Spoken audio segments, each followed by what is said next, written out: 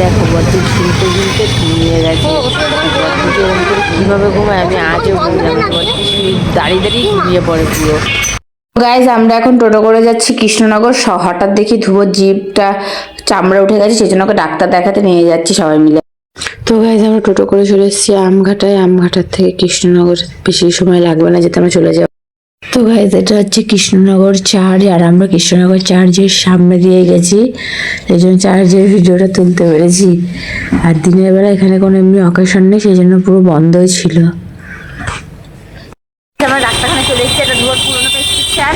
আর এখানে এসে দেখি ডাক্তারখানা অনেক ভিড় আছে। আমরা নাম সকালে লিখেছিলাম, আর ধ্রুব গেছিল ঘুমিয়ে। আর এখন ওই খেলনা দেখাতে নিয়ে আসছি, খেলনা নেই এখানে, চলে গেল মনে হয়। তো গাইজ মা জুতো দেখছিল, আর জুতোগুলো মায়ের পছন্দ ছিল না, দামটাও বেশি বলছিল, সেই জন্য মা না নিয়েই বেরিয়ে গেছিল।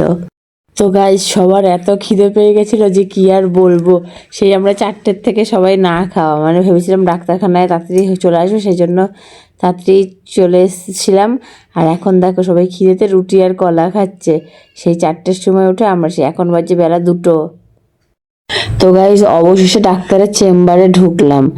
এখানে ঢুকেই দেখো আবার ধ্রুব দুষ্টুমি শুরু। ধ্রুব এখানে ঢুকেই সব চিল্লামিল্লি শুরু। তো ধ্রুব চেম্বারের ভেতরে ঢুকে একটা বন্ধু পাতিয়ে নিচে, বন্ধুদের সাথে দাঁড়িয়ে দাঁড়িয়ে গল্প করছে ধ্রুব। আর কি, ওই বাচ্চাটাও যেহেতু ওর বয়সী, ওর খুব ভালো লাগছিল ওর সাথে কথা বলতে। ডাক্তারখানাতে এসেও ধ্রুব জানলার উপরটা দাঁড়িয়ে আছে, আর ভাবা যায় ওর নাম্মাসে দাঁড়িয়ে দাঁড়িয়ে দরজা গুনছে যে কটা দরজা আছে, দিয়ে উঠবে এখান দিয়ে। তাহলে ওর বুদ্ধি ভাবো, ওর নাম্মাকে বলছে ও এখান দিয়ে উঠবে, উঠে ওইদিকে ডাক্তারের কাছে যাবে। তো এতক্ষণ মুখে বলছিল, এখন ডাইরেক্ট উঠেই যাচ্ছে ও। তো এই যে ধ্রুবর ডাক্তার, ওনার নাম হচ্ছে টিকে ঘোষ। উনি সদর হসপিটালের খানিকটা এগিয়েই বসে, আর ছোট থেকে ধ্রুবকে উনিই চেক আপ করে।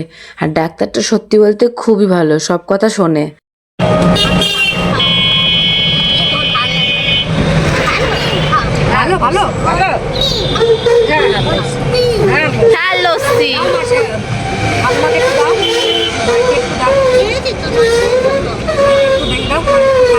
তো গাইজ আমরা বাড়ির কাছে চলে এসেছি, আর এটা হচ্ছে 55 তলা।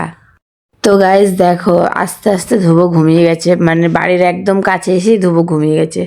আর একটুখানি জেগে থাকলে বাড়িতে এসে একবারে ঘুমাতে পারত, 10 মিনিট আগেও ঘুমিয়ে গেছে। গাইজ দেখো বদ্দি ঝুলতে ঝুলতে ঘুমিয়ে গেছে।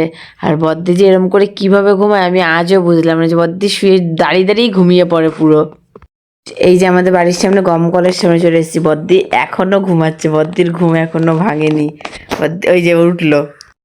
আজকে ওখান থেকে আসার পরে এতটা শরীরটা খারাপ ছিল, আজকে সবাই পুরো ঘুমিয়ে গেছিলাম, শুধু আমি উঠেছিলাম সন্ধ্যেবেলা, সন্ধ্যে দিয়ে আবার নিচে গেছি, চাটা করেছি। আজকে একদম শরীরটা ভালো লাগছিল না, মানে সেই ভোরবেলা ওঠা হয়েছে, এমনিতে ভোরবেলা ওঠার অভ্যাস নেই, ভোরবেলা ওঠা হয়েছে, দিয়ে আবার সেই চলে গেছি না খেয়ে দেই, সেই জন্য একটু অসুস্থ হয়ে পড়েছিল সবাই। তারপরে এখন ভাত বসালাম, নিচে ছাদে আসলাম, আর বিদ্যুৎ চমকাচ্ছে, আর ছাদে এত সুন্দর হাওয়া দিচ্ছে, মানে পুরো শরীর ঠান্ডা হয়ে যাচ্ছে, এত সুন্দর হাওয়া দিচ্ছে। রাতে অন্ধকার বলে তো দেখাতেছি, নাহলে দেখাতাম যে গাছগুলো কি সুন্দর নড়ছে। আর বিদ্যুৎ চমকাচ্ছে একটু পরপরই, মনে হয় রাতে বৃষ্টি হবে।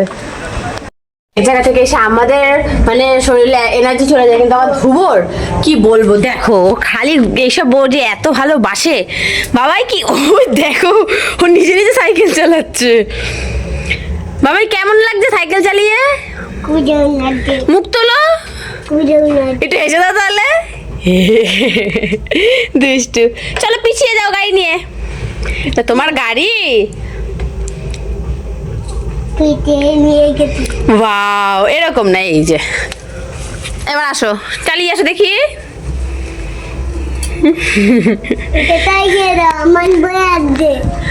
ওর বলে ভয় লাগছে, এদিকেও এতক্ষণ এটার মধ্যেই বসেছিল, আমি নিচ থেকে শুনে আবার উপরে আসলাম, যেহেতু হয়তো ভাতটা এতক্ষণ হয়ে গেছে, আবার ভাতটা দেখতে যাব, ওর আওয়াজ শুনে আমি ওপরে দৌড়ে আসলাম। ওর অবস্থাটা দেখো গাইস।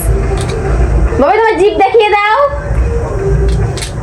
পরশুদিন রাতে আমরা হট করে দেখছিলাম যে জিভের মধ্যে কি যেন হয়েছিল, সেই কারণে কালকে ডাক্তার দেখাতে নিয়ে গেছিলাম, আর এই জন্য কালকে ভিডিওটা ছাড়তেই পারিনি।